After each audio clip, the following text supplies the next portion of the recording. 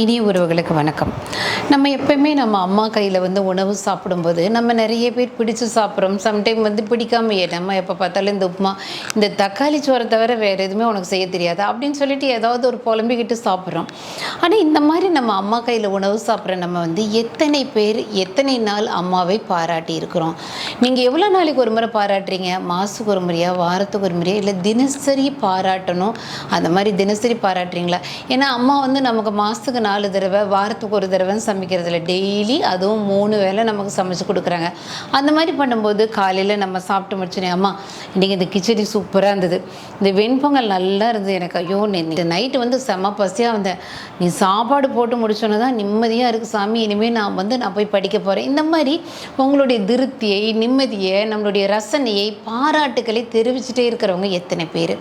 நீங்கள் நினைக்கலாம், என்னங்க அம்மானா அதுதானே வேலை, அதை விட்டால் வேறு என்ன வேலை அவங்களுக்கு அப்படின்னு. ஏதோ அம்மா நம்ம சம்பளம் வாங்காமல் கட்டாயம் இருக்கவே வேண்டிய ஒரு வேலைக்காரி அப்படிங்கிற நினைக்காம நிச்சயமாக அம்மாவை பாராட்ட வேண்டியது ரொம்ப முக்கியம்.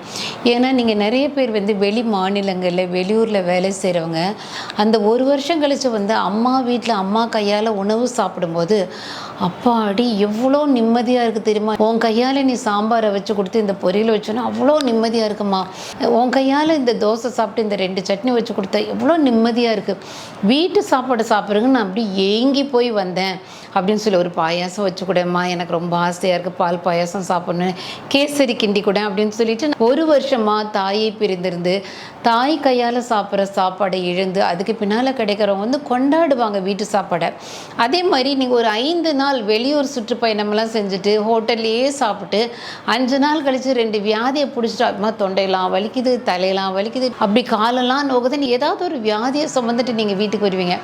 அப்போ அம்மா கேட்பாங்க, என்னடா சளி பிடிச்சிருக்கா? சரி நான் மிளகு ரசம் வைக்கிறேன், நிறைய ரசம் ஊற்றி பிசைஞ்சு சாப்பிட்டு பார்க்கலான்னு சொல்லி மிளகு ரசம் வச்சு சாப்பிடும்போது பாதி சளி நல்லா போயிடும். அம்மா எனக்கு டாய்லெட் போய்கிட்டே இருக்குமா, ஒரு நாளைக்கு 5 டைம் 6 டைம் லூஸ் மோஷன் போகுது, என்ன பண்ணாலும் நிற்க மாட்டேங்குது, ரொம்ப டயர்டாக இருக்குன்னு அம்மா சொல்லுவாங்க. நல்ல கெட்டியாக நான் தயிர் சாதம் பிசைஞ்சு தரேன், ஊறுகாய் வச்சு சாப்பிட்டு உடனே நிற்கும். அம்மா கையால் சின்ன சின்னதாக ஒரு மருத்துவம் பார்த்து இந்த மாதிரி நிம்மதி அடைகிறவங்க உடனுக்குடனே தினசரி அம்மாவையோ உங்களுக்கு சமைச்சு கொடுக்குற மனைவியோ நீங்கள் பாராட்டுறீங்களா அப்படின்னு கேட்டுக்கோங்க. நிறைய பேர் அம்மா அப்பா இல்லாதவர்கள், அவர்கள் நிலைமையை நினச்சி பார்த்தீங்கன்னா இன்றைக்கி நீங்கள் எவ்வளவோ பெரிய வசதியாக இருப்பாங்க, நிறைய சம்பாதிப்பாங்க, அன்றைக்கெல்லாம் ஆயிரங்களில் பணம் பார்க்குற கஷ்டப்பட்டுருப்பாங்க, ஆனால் இன்றைக்கி லட்சங்களில் பணம் பொருளும். ஆனால் அம்மா அப்படின்னு இல்லாதவங்களுக்கு நிஜமாலுமே சாப்பிட்டியா சாமி, நீ தூங்குனியா, நேற்று நைட்டு ஒழுங்காக தூங்குனியா, தலைவலின்னு சொன்னியே நின்று போச்சா, இப்போ தலைவலி, தும்மிக்கிட்டே இருந்தால் ஏதாவது சாப்பிட்டியா, அப்படி ஆதங்கத்தோடு கவனிக்கக்கூடிய நபர்கள் இருக்கவே மாட்டாங்க.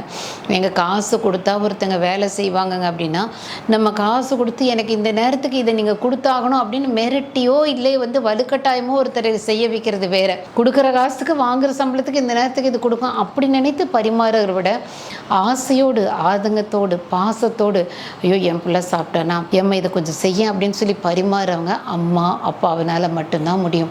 அதனால் அந்த மாதிரி உறவுகள் நம்மளை விட்டு பிரிஞ்சு இறந்து போன பின்னால், ஐயோ எங்கள் அம்மா இருந்தாங்கன்னா நான் இந்த நேரம் உடம்புலியோடு படுத்துறப்போ இதை பண்ணியிருப்பாங்க, நான் இவ்வளோ தூரம் அலைஞ்சிட்டு பசி எடுக்கும்போது இதுவே எங்கள் அம்மா இருந்தால் சாப்பிட வைக்காமல் படுக்க விட மாட்டாங்கன்னு சொல்லி அவ்வளோ ஏங்கி போகிறவர்கள் எத்தனையோ பேரை நம்ம பார்க்குறோம். இன்க்ளூடிங் நானும் ஒரு அம்மா இல்லாத ஒரு பெண் தான். அதனால் அம்மாவுடைய ஒரு அருமை என்னன்னா, அம்மா இறந்தோன்னே தான் நாங்கள் கண்டுபிடிப்போம், அதுக்கு பின்னால் தான் நாங்கள் கண்டுபிடிப்போம். உயிரோடு நமக்கு முன்னால் இருக்கும்போது தெய்வங்களை போல் அவங்கள கொண்டாடுங்க. ஏன்னா இறைவன் நேரடியாக தானே நமக்கு சேவை பண்ண முடியாதுங்கிறனால அனுப்பி வைத்த தேவதூதர்கள் தான் அம்மா அப்பா, நல்ல உறவுகள் எல்லாமே. அதனால் அது உயிரோடு நம்ம முன்னால் இருக்கும்போது கொண்டாடிடணும். இறந்து போன பின்னால் ஐயோ எனக்கு அப்படி இருந்தாங்க இல்லையேன்னு புலம்புறது ரொம்ப அநியாயம். தினசரி அம்மாவை பாராட்டுங்க. அம்மா எனக்கு நீ உன் கையால் இந்த எண்ணெய் கத்திரிக்காய் குழம்பு இன்றைக்கி வச்சுக்கூட, அம்மா இன்றைக்கி பச்சை பயிறு கடைஞ்சி எனக்கு அப்பளம் வறுத்துக்கூட அப்படின்னு சொல்லி உங்களுக்கு என்ன ஆசைப்படுறீங்களோ அதை கேட்கும்போது அம்மா செஞ்சு கொடுக்கும்போது ரொம்ப தேங்க்யூம்மா, சூப்பராக இருந்ததும்மா, அம்மா உன் கையால் எனக்கு ரசம் சோறு கரைச்சி கொடு. இந்த மாதிரி அம்மாவை நீங்கள் வர்ணிக்க வரைக்கும் உங்களுக்கு நிறைய செஞ்சு கொடுக்கணுங்கிற ஆசை அம்மாவுக்கு ரொம்ப ஜாஸ்தி வரும். அதில் நிறைய குறைகள் இருக்கும். ஆமாங்க, அடிக்கடி திட்டுவாங்கங்க, டேஸ்ட்டெல்லாம் நான் சொல்கிற மாதிரி வரது இல்லைங்க, அவங்க வீட்டு அம்மா நல்லா சமைப்பாங்க, எங்கள் அம்மாவுக்கு இது வரவே வராது, அப்படி நிறைய குறைகள் இருக்கும். நாளைக்கு நம்மையும் பார்த்து நம்மளுடைய வாழ்க்கை துணையோ நம்ம பெற்றுக்க போகிறதோ ஏகப்பட்ட குறைகள் சொல்ல தான் போகிறேங்க. அதனால் கண் முன்னால் நமக்கு முன்னால் இருக்கிற உறவுகளை கொண்டாட கொண்டாட தவறினேன்னா சீக்கிரமாகவே அந்த உறவுகளுக்கு மன அழுத்தம் வந்து நான் இவ்வளோ உழைக்கிறேன், யார் என்னை பாராட்டுறா, இத்தனை வேலை செய்கிறேன், யார் எனக்காக கரிசனையோட ஒரு ஃபோனை பண்ணி கேட்குறான், அம்மா நீ வந்து தலைவலின்னு சொன்னிய, தயவுசெய்து இன்றைக்கி ரெஸ்ட் எடு, நான் மெடிசனை வாங்கி தரேன், அம்மா நீ உனக்கு உடம்பு சரியில்லைன்னு சொல்கிறேன், நான் ஹோட்டலில் வாங்கி தரேன், நான் இந்த வேலையை நான் செய்கிறேன், தயவுசெய்து இன்றைக்கி ரெஸ்ட் எடு. இந்த மாதிரி நீங்கள் எவ்வளோக்கு எவ்வளோ ஒரு உறவுகள் மேலே நீங்கள் வந்து கரிசனை எடுத்துக்கிறீங்களோ அவ்வளோக்கு அவ்வளோ அந்த உறவுகள் நம்ம கூட ரொம்ப வருஷம் உயிர் வாழும். எவ்வளோக்கு எவ்வளோ கண்டுக்காமல் அலட்சியப்படுத்துகிறீங்களோ அவ்வளோக்கு அவ்வளோ அந்த உறவுகள் சீக்கிரமாக நோய்வாய்ப்படும், மன அழுத்தமாகும். என் பிள்ளை கல்யாணம் ஆனால் அப்புறம் நான் இருக்க மாட்டேங்க, நான் போய் சேர்ந்துருவேன், அவர்களுடைய வாழ்க்கையை அவர்களே முடிவு பண்ணிடுவாங்க. அவங்க நல்ல உயிர் வாழணும் அப்படிங்கிற விருப்பமே அவர்களை விட்டு போயிடும். அதனால் அம்மா அப்பாவை பாராட்டாமல் விட்டிங்கன்னா கட்டாயம் ஒவ்வொரு வேலை உணவு சாப்பிடும் போதும் உங்களுடைய நன்றியையும் அன்பையும் அம்மாவுக்கு சொல்லிகிட்டே இருங்க. குறிப்பாக நம்ம அம்மா அப்பா வந்து நிறைய கனவுகளோட வாழ்க்கையை ஆரம்பிச்சிருக்காங்க, கவிதையாக நம்ம வாழ்க்கை எப்படி இருக்கணும்னு. ஆனால் அவர்கள் வாழ்க்கை வந்து ரொம்ப கேவலமாக, ரொம்ப கசகசன்னு, எத்தனையோ அடிகளை தாண்டி, அவமானங்களை தாண்டி, எத்தனையோ ஃபெயிலியருக்கு பின்னால் அவங்க வந்து இப்படி ஒரு வாழ்க்கையை வந்து இப்போ தான் இந்தளவுக்கு ஒரு வாழ்க்கையை நடத்துவாங்க. ஸோ அந்தளவுக்கு ஒரு அடிபட்டு வந்த அம்மா அப்பாவுக்கு என் பிள்ளைய என் மேலே ஒரு அன்பு செலுத்துறதில்ல, நன்றியுணர்வு இல்லை, பாசத்தை காட்டுறதில்லைன்னா அப்புறம் நம்ம எதுக்கு தான் வாழணும் அப்படிங்கிறத வந்து அவங்க மைண்டில் செட் பண்ணிடுவாங்க.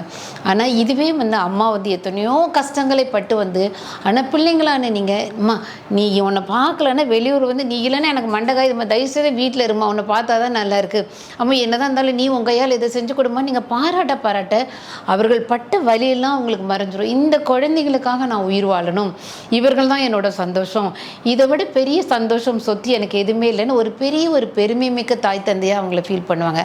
அதனால் அம்மாக்களை அடிக்கடி பாராட்டி நிறையா அன்பு செலுத்தி அவர்களை ஒரு பொக்கிஷம் போல் பாதுகாத்துக்கோங்க. அவங்க நம்மளோட ரொம்ப வருஷம் உயிர் வாழ்வாங்க, சந்தோஷமாக உயிர் வாழ்வாங்க. இதுதான் கர்மாப்படி நமக்கும் திரும்ப நடக்கும். ஏன்னா நம்மளும் இப்படி இருந்துருவோம்னு நினச்சிடாதீங்க, நமக்கும் வயசாகும். நம்மளுடைய பிள்ளைகள் எப்போ வரைக்கும் நம்மளை தாங்குவாங்கன்னா அவர்கள் நம்மளை சார்ந்திருக்கிற வரைக்கும் உங்களையே சுற்றி வருவாங்க. அதாவது ஸ்கூலுக்கு போகிறப்போ, காலேஜ் போகும்போதே உங்கள் பிள்ளைங்க உங்ககிட்ட இருந்து கொஞ்சம் வித்தியாசமாக நடக்க ஆரம்பிச்சிருவாங்க. அவர்கள் தன்னிச்சையாக சம்பாதிக்க ஆரம்பிக்கும் போது நிறைய வித்தியாசம் அவர்களுடைய கேரக்டரில் தெரியும். அந்தளவுக்கு உங்களை அலட்சியப்படுத்த ஆரம்பிப்பாங்க. அதனால் நம்மை பெற்று வளர்த்த அம்மா அப்பாவை நீங்கள் எந்த அளவுக்கு கொண்டாடி பொக்கிஷம் மாதிரி வச்சுக்கிறீங்களோ அந்தளவுக்கு கர்மாப்படி உங்களை இறைவன் உங்களுடைய வயசான காலத்தில் கட்டாயம் பத்திரமா கௌரவமாக பார்த்துப்பார். நன்றி, வணக்கம்.